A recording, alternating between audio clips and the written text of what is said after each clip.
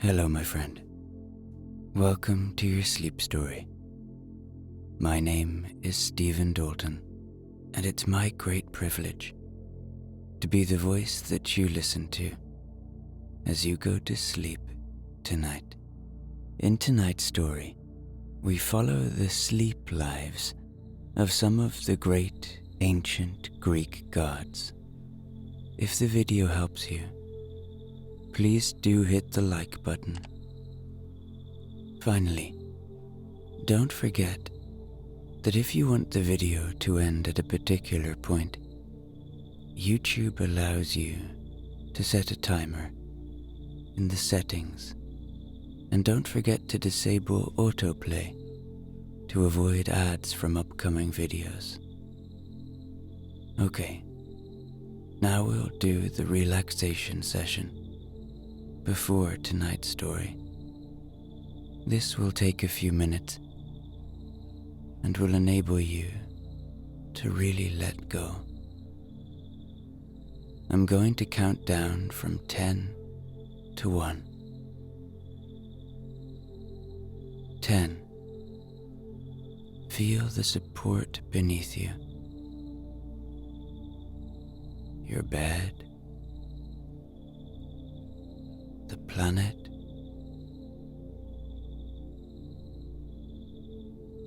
the structure around you.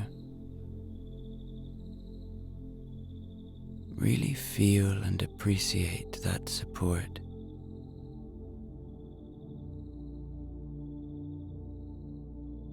Allow it to enable you to let go a bit more. You are supported. 9. Remember, you are safe. Allow my voice to be an anchor of safety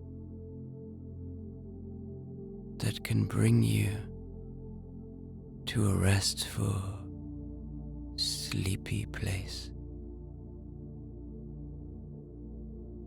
8. Just gently allowing the breath to leave your body to become ready to inhale in a deep breath in through your nose, and as that air enters your body, allow it to bring a sense of calm and peace. And as you breathe out, allow a sense of letting go.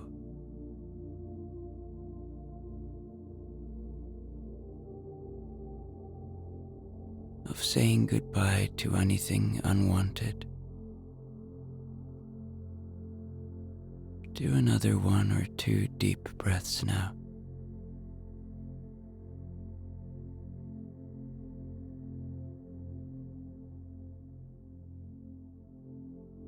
7. Notice any tension remaining in your body.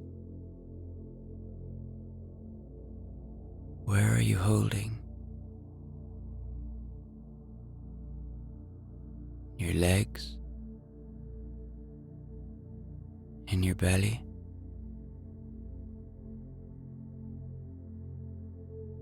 In your face?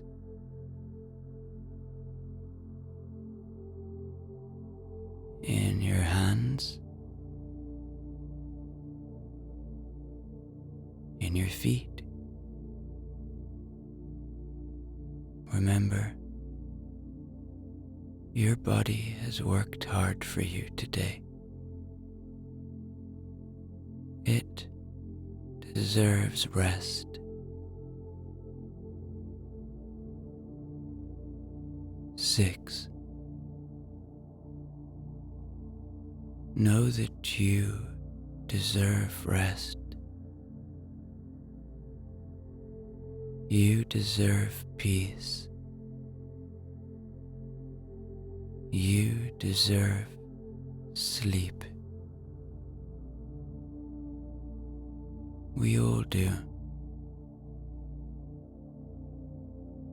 Luxuriate in this moment. Enjoy this moment.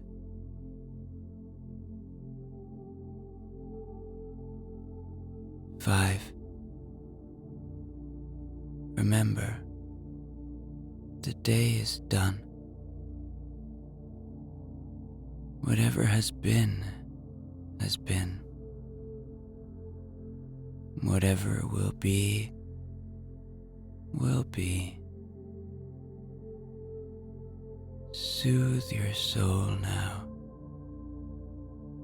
by just allowing yourself to let go of everything. It's okay, and it's good to let go sometimes. Let go now. 4. Allow yourself to indulge in the coziness of where you are. Indulge in the coziness of the world that I will speak of tonight. Indulge in the coziness of this moment of my voice. This is your moment. 3. Feeling any residual tension now. Anything in your body that you're still holding on to. Let it go. Surrender. 2. Feeling a little gratitude now for shelter, for the simple things, for the fact that you're about to hear a beautiful little story. 1. You are safe. In a secluded valley, nestled within the Grecian hills, a young shepherd named Endymion tends to his flock. The air is scented with the aroma of wild thyme and rosemary. Their oils are released with every step Endymion and his sheep make through the sun-drenched meadow. Birds sing their afternoon songs, filling the air with melody, and the touch of the gentle breeze against his skin feels like the world itself is giving him a reassuring hug.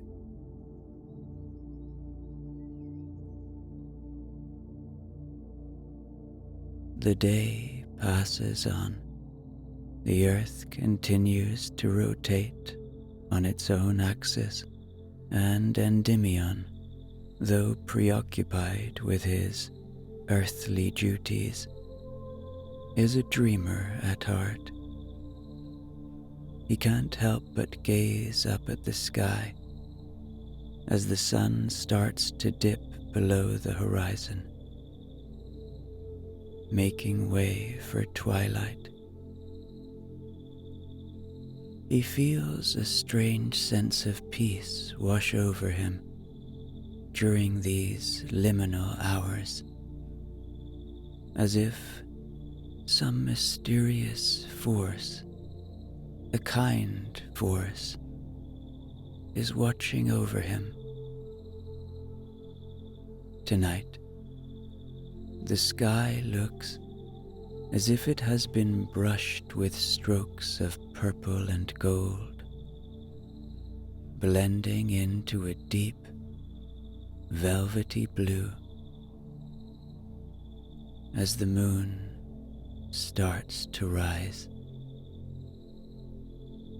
As daylight yields to the embrace of night, Selene, the titaness of the moon, prepares for her nightly journey across the sky.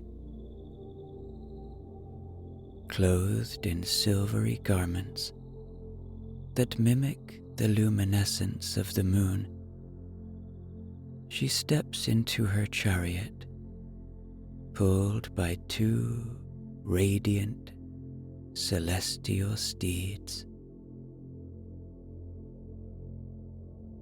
She notices that the world below seems especially serene this evening, and as she drives her chariot through the skies, something catches her eye. A young shepherd, standing alone in a field, his face turned upwards in quiet wonder.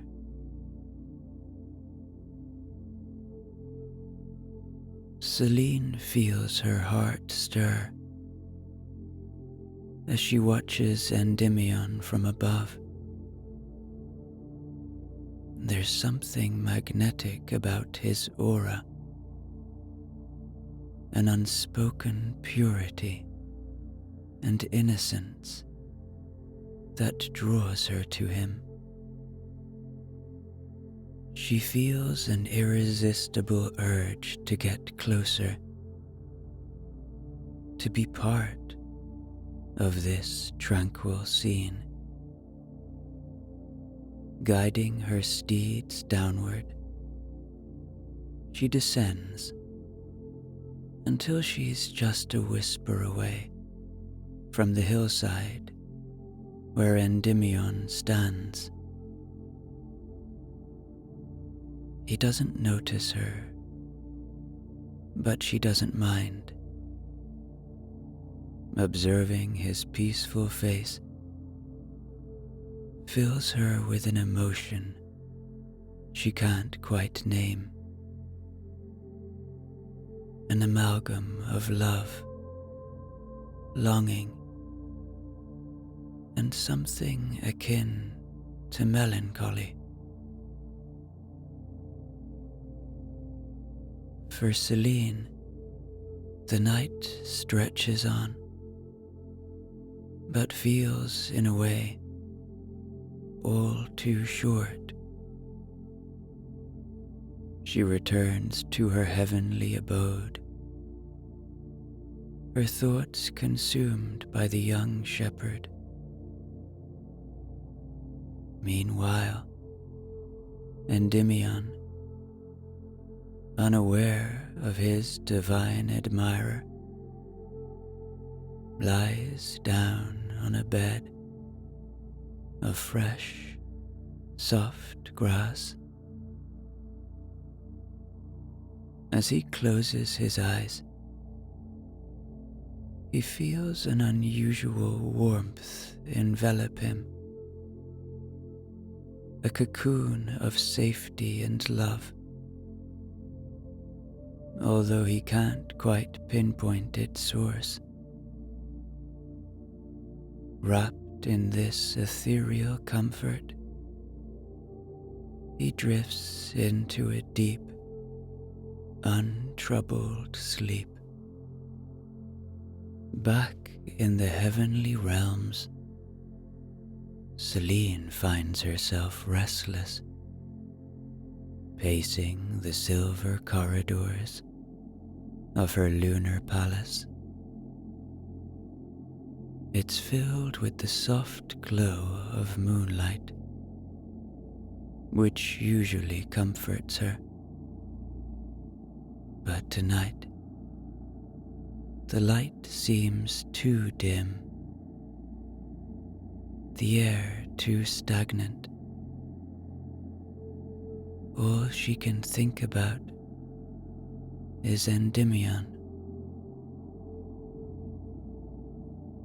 She consults her mirror, a magical artifact that shows her glimpses of the world below. She watches him sleep peacefully, cocooned in an aura of tranquility. His slumber seems so serene that she can almost feel it permeating through the mirror and wrapping around her.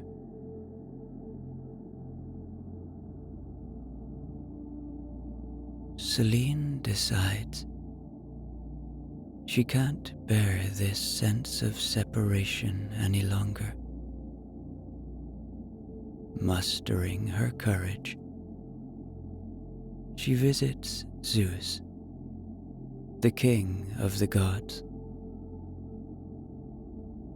His throne room is a sight to behold. Clouds for flooring,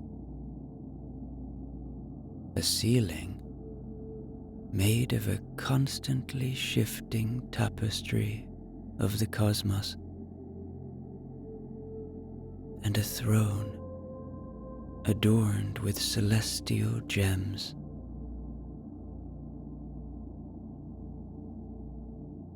As she presents her request, her voice trembles with a blend of hope and uncertainty.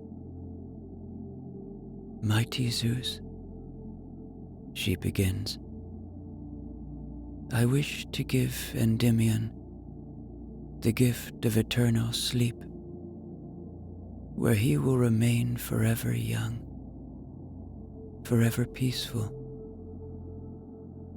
Will you grant this?" Zeus, intrigued and touched by her genuine love, agrees. "Your love shall be eternal, Selene. He will sleep, but also live,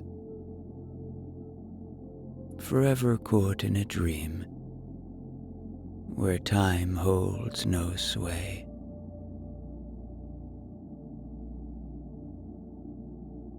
Overjoyed, Selene returns to her chariot that night with a newfound enthusiasm. She feels like her chariot is gliding smoother than ever, the reins nearly floating in her hands.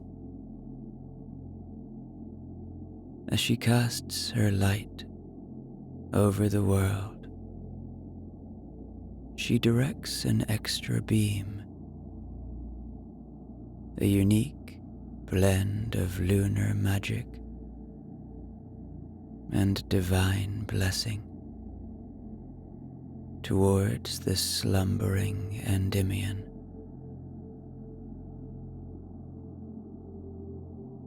In that instant, a shimmering mist descends upon him, and he feels a profound peace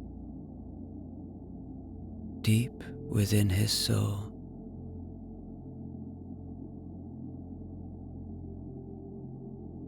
As Endymion slips deeper into this eternal sleep, he starts to dream. A vivid, lucid dream where he's walking through a moonlit garden. In this dream, Selene is by his side. They speak without words, communicating through glances, gestures, and the subtlest of touches. His dream realm is as sensory as the waking world. He can smell the sweet scent of night-blooming jasmine, feel the velvety petals of roses brushing against his skin, and taste the cool, refreshing air of the evening. Selene now has all the time in the world to spend her nights with Endymion, watching over his dreams, joining him in this suspended reality where their new love can flourish unhindered by time or duty. Though the world around them changes, seasons shift, empires rise and fall,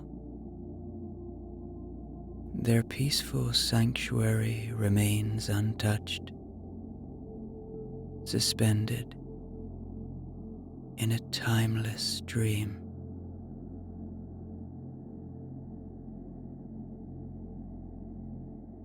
Morpheus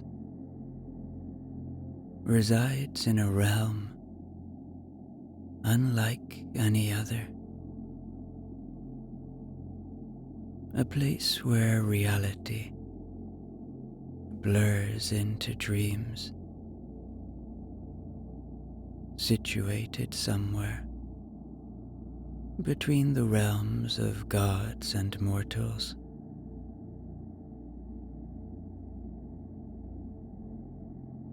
The air in his domain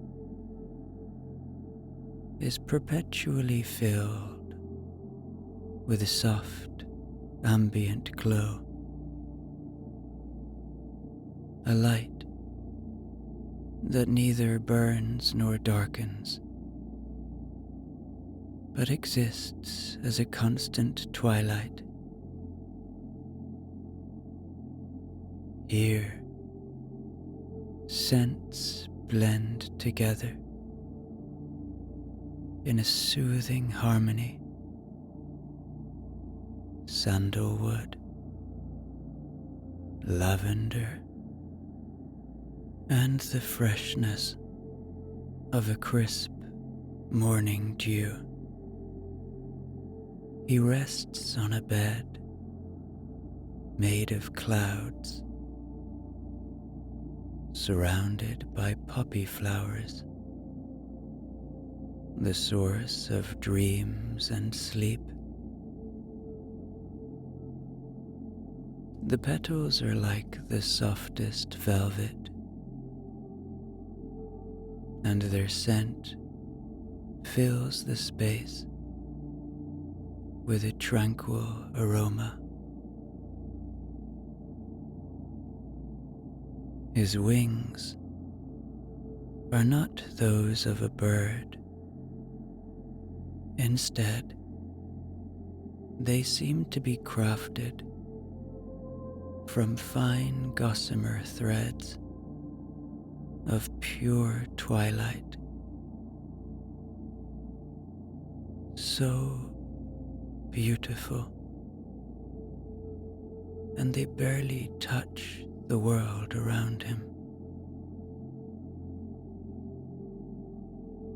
Morpheus's main responsibility is to deliver dreams to mortals, choosing carefully what each soul needs to see. Some need comfort, others guidance, and some require visions that will stir their creativity and courage. On a table beside him rests a chalice filled with dream essence, liquid droplets of pure imagination. He dips his fingers into this magical elixir, letting them glide over the surface before touching the fine threads of connection that link him to the world of humans. Tonight, Morpheus decides to help a young woman named Ilara, a gifted artist who's been struggling with her work. Lately, she's been unable to translate her visions onto canvas, leaving her frustrated and restless. Morpheus knows she needs something special, a dream so vivid and inspiring that it would reignite her passion. He selects the essences of inspiration and clarity, merging them with a drop of joy, and sends this dream mixture cascading down the threads of connection to Ilara. As Ilara sleeps, she finds herself in a realm filled with colors she's never seen. Landscapes beyond her wildest imagination, and creatures of magnificent beauty. She feels an incredible lightness in her being, as if she's floating. She can hear the colors, see the music, and for the first time in months, she feels a surge of inspiration. The following day, her spirit is rejuvenated. Sketches quickly fill up the pages of her notebook, and as Ilara's hand moves across the pages in the waking world, Morpheus senses the ripple of her renewed creativity. It resonates through the threads of dreams, and he feels a sense of fulfillment. But his work for the night is far from done. Next, he turns his attention to an elderly man named Leonard, who's been struggling with a sense of loneliness and existential questions about his life. Morpheus decides that Leonard needs a dream of reconnection. The god of dreams reaches for essences of warmth, family, and a dash of nostalgia. With a gentle touch, he sends these swirling down the strands that link him to Leonard. In his sleep, Leonard finds himself in his childhood home, sitting at a kitchen table where his mother serves him his favorite childhood meal. The details are so real. The texture of the wooden table, the aroma of the food, the warmth in his parents' eyes as they converse about life and love.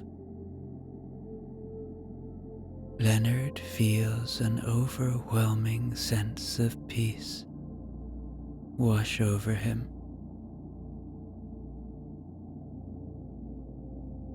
Meanwhile, Morpheus also decides to give something back to the creatures of the natural world. He weaves dreams for trees and animals,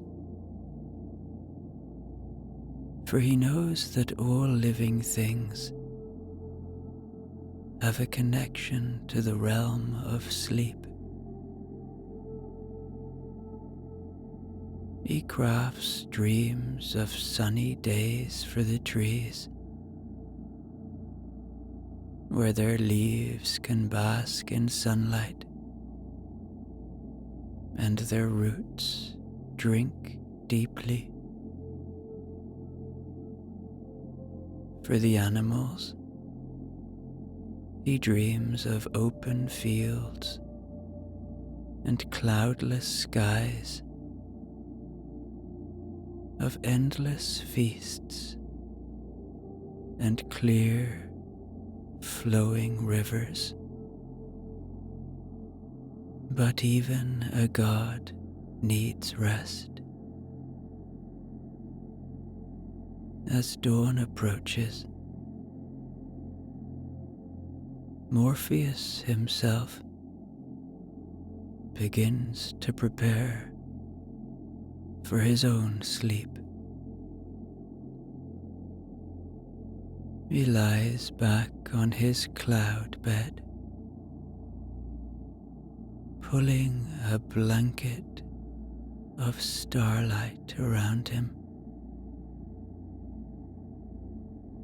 The poppies seem to hum softly,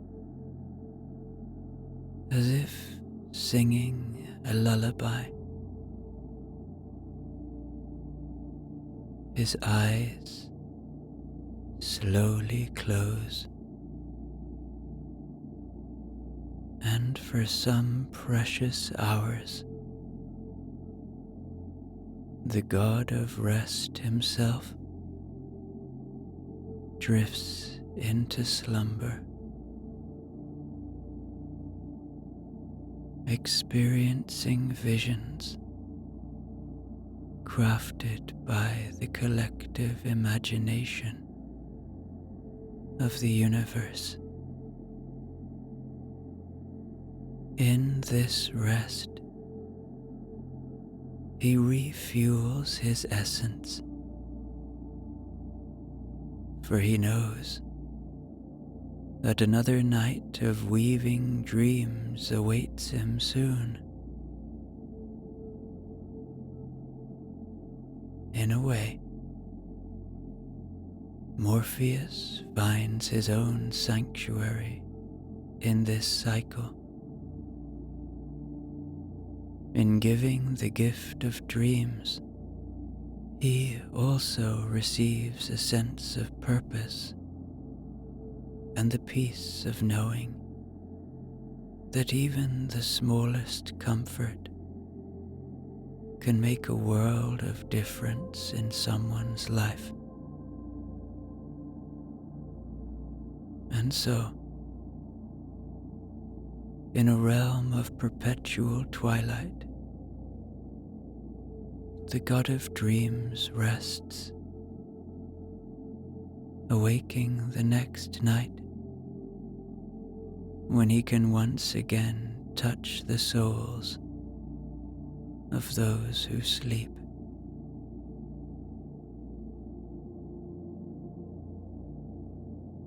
In their celestial haven, Hypnos and Pasithia have designed their realm to be like any other in the cosmos.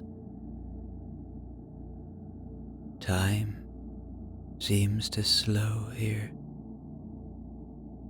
as if the universe itself exhales in relief upon entering their domain. The walls shimmer in a soft twilight and deep indigo, woven from the sighs of the evening wind, shifting and moving in gentle rhythms.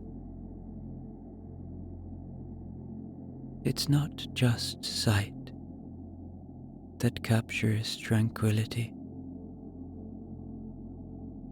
It's also sound. The subtle, distant melody of harps and lyres fill the air,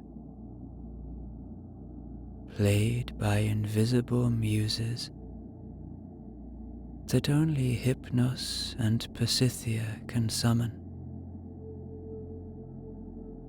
Their garden isn't populated by typical flora. Instead, blossoms made of soft whispers and comforting words bloom, releasing a subtle fragrance of fresh rain and aged parchment.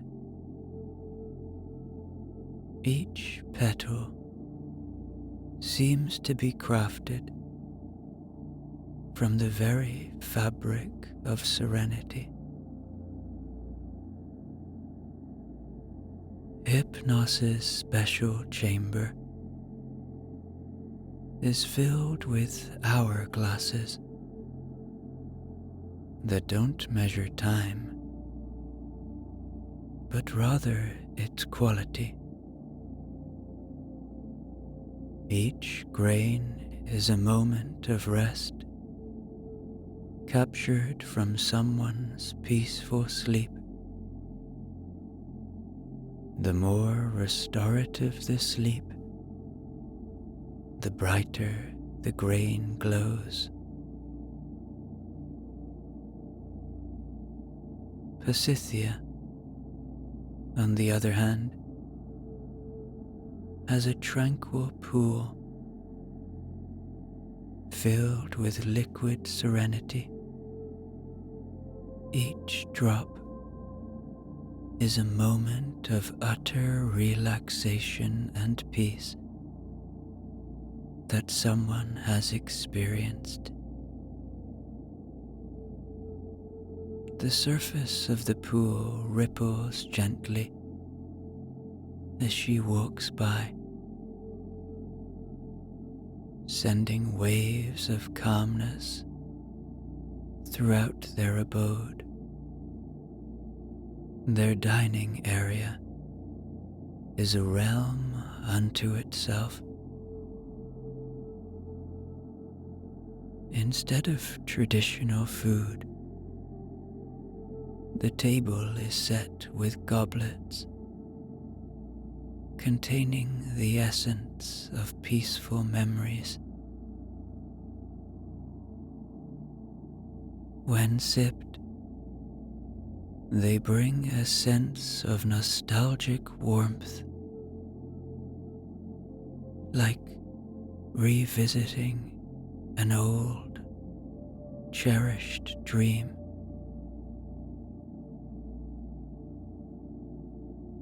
Hypnos and Pasithia dine on these, nourished not by food, but by the very tranquility they distribute to the world.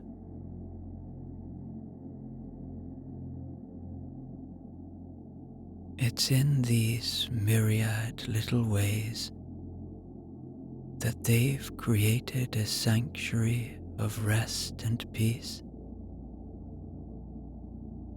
a place that is as much a part of them as they are of it. It's a home not just for gods, but for the very ideals they embody. In their haven of otherworldly calm, Hypnos and Pasithia also have a courtyard where time seems both endless and immaterial. Here, an ever-changing sky mirrors the beautiful sunsets and sunrises from the mortal realm, each one lasting an aeon, and yet only a moment.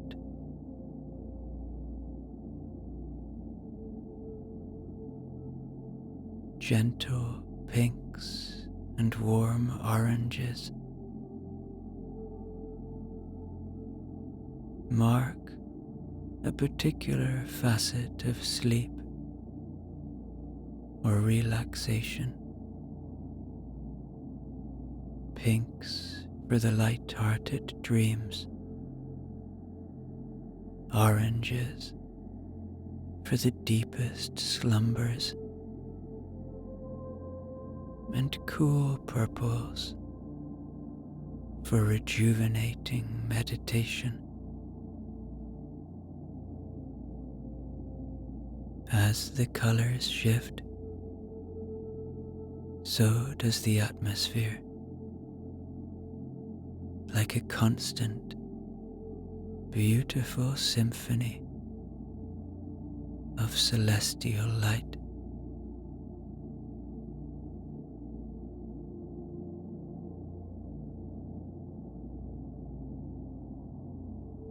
Even the creatures in their domain are unique, existing only to bring peace. Owls hoot softly, their calls reverberating like a soothing lullaby. Wolves, made of wisps of fog and moonlight, roam the courtyard, their footsteps silent, as they disperse a sense of security and warmth.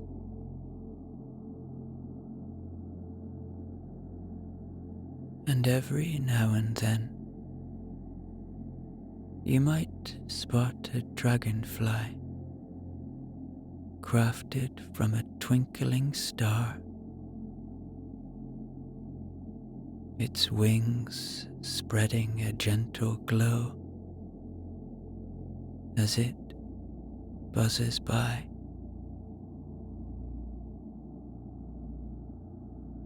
Their library is a realm of thought and imagination, filled with scrolls and tomes written in the language of dreams.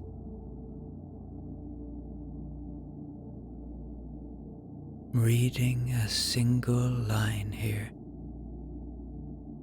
can elicit feelings of peace, or sometimes even send the reader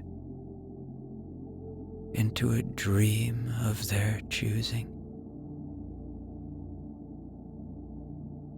And the quills, oh, the quills are feathers plucked from Hypnos's own wings, capable of writing words that make the anxieties of life vanish completely upon reading.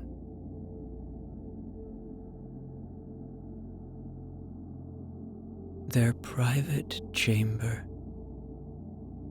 is the core of their sanctuary,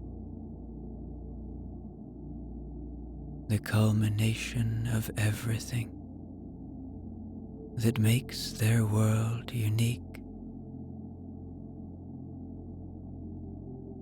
The bed seems to be woven from threads of twilight, so soft and inviting.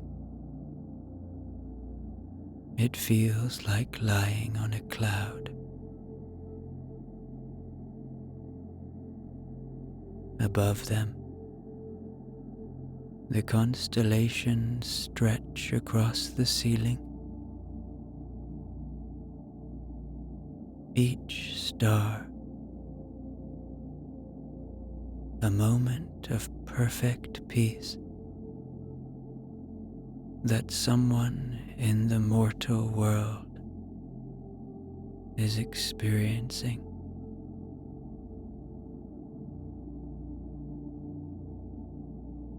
Now, Hypnos and Pasithea may not be the most talked about gods in Greek mythology, but in their secluded realm,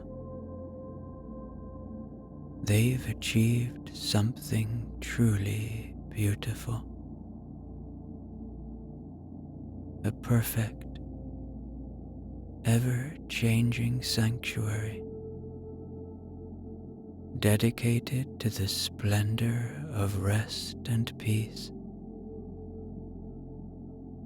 where even gods visit in need of solace.